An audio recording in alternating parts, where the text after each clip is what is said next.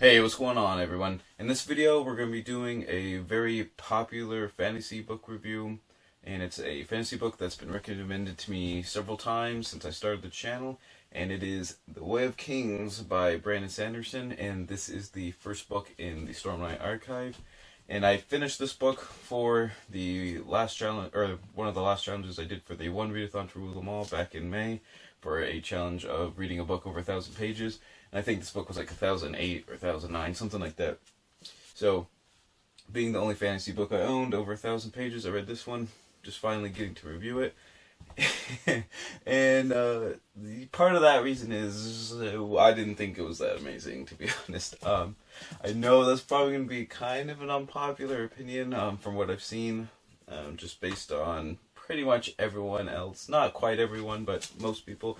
I mean, on Goodreads, it's literally got like a 4.6 or 4.7 star rating out of like 100,000 or 200,000 ratings and reviews. It's quite insane. So I honestly just sort of went into this expecting my like brain to get fried or something because it was so awesome or so epic or something.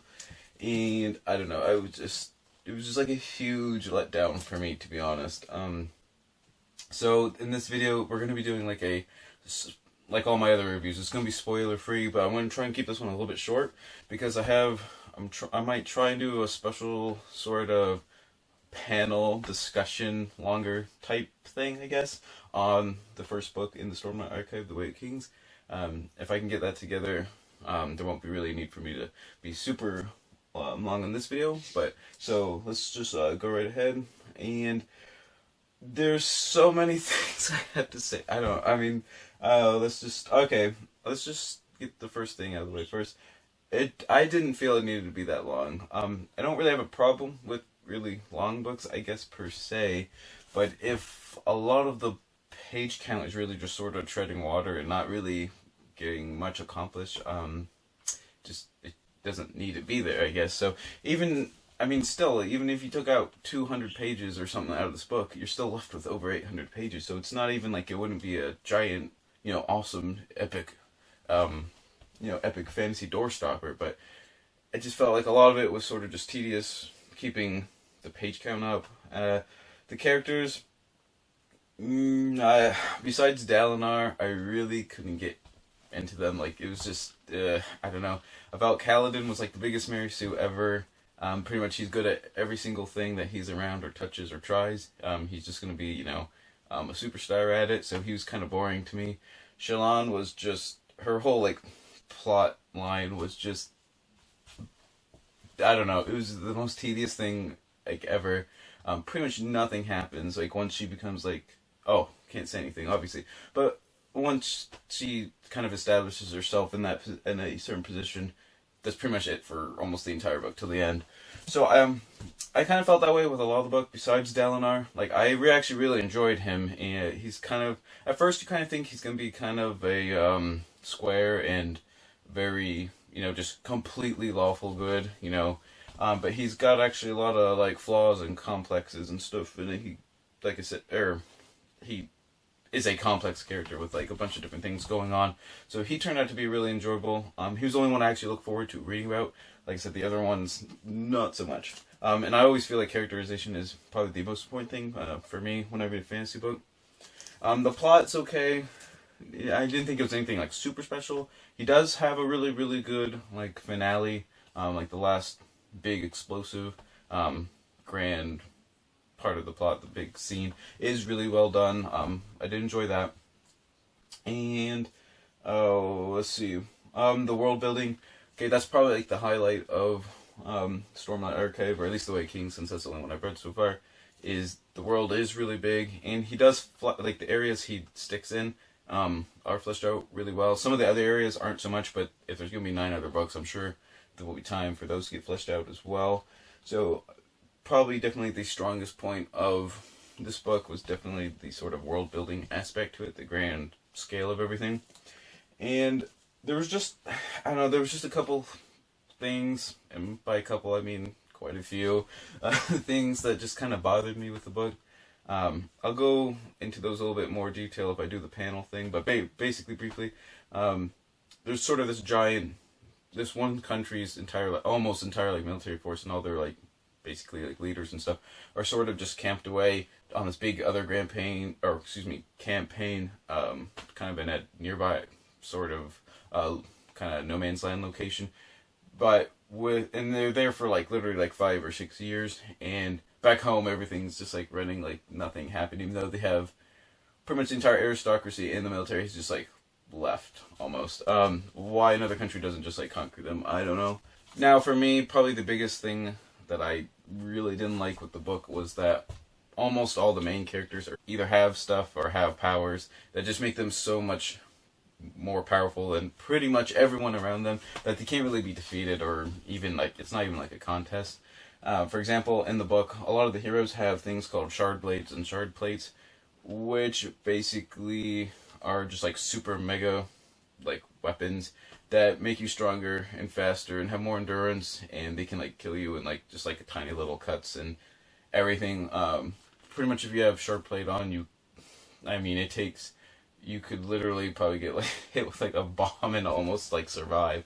So literally pretty much anyone that's a shard bearer is pretty much invincible unless literally it's them against like 10,000 enemies or something. It's kind of boring in that sense. Like there's not really that much suspense, I guess, with it. Also with like Seth and Kaladin Stormblessed probably being the main character. Kaladin gets basically bonded with like this sort of magical entity that gives him basically a lot of superpowers. And like I said already, he's pretty much good at everything he tries. Like, he's like the best spearman ever, apparently. He's also a pretty good medic because he was like his father was a surgeon. All kinds of things. He's like the greatest leader of men like this world's probably ever seen. And then he gets bonded with this, like I said, magical entity that gives him also like pretty much superpowers, so he can do other kind of crazy things. Like I'll save that part for later. And also, like for example, there are other people with similar abilities where they can walk on walls and stuff like that when they want to. Now, that's another part of the book I didn't like, was the magic system. I don't have a problem like having like a well-defined magic system. That's probably actually pretty good.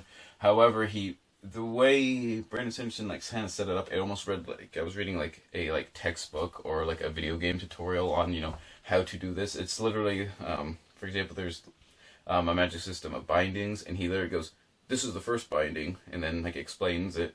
Then the character Seth does the second binding, goes, "Oh, well, this is different from the first binding because this, and that. Oh, and there's also a third binding." Da, da, da, da, da. And it just felt really weird reading it, to be honest. I mean, I don't know. But like I said, okay, that was all just like a bunch of like negative stuff. Like I said, I really did like the world building. It is really grand in scale. You actually feel like it's like an actual continent with like lots of different ethnic groups and stuff like that. So it actually felt like kind of like a real other place, if it was real.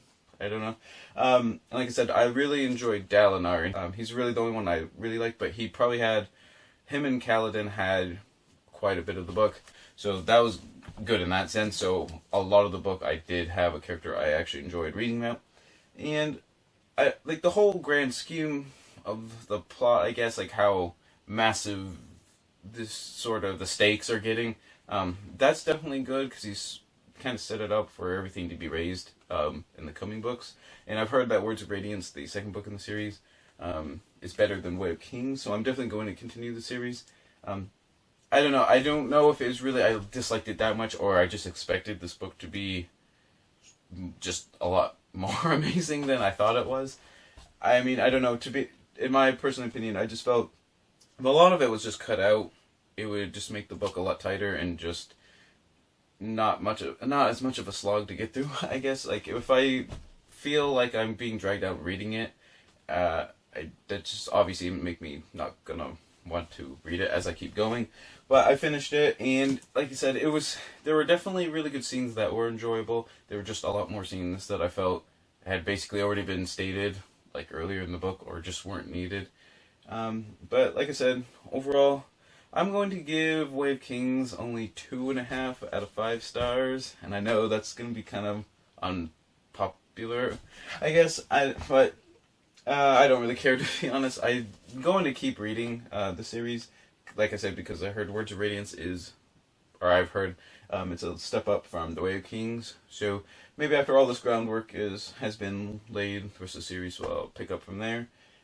Just tell me what you guys think down below, because I know a lot of you guys have read Brandon Sanderson or The Way of Kings.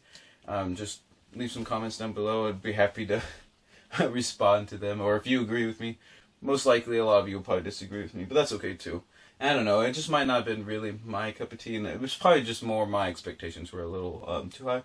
But like I said, 2.5 stars The Way of Kings, and also stick around. I might have a sort of panel video with one of my friends who has read The Way of Kings. I think I'm gonna guess he rated it quite a bit higher than I did, so it might make for some good discussions, something like that. I'll try and get that together in the next couple days if I can, and always remember, read victoriously.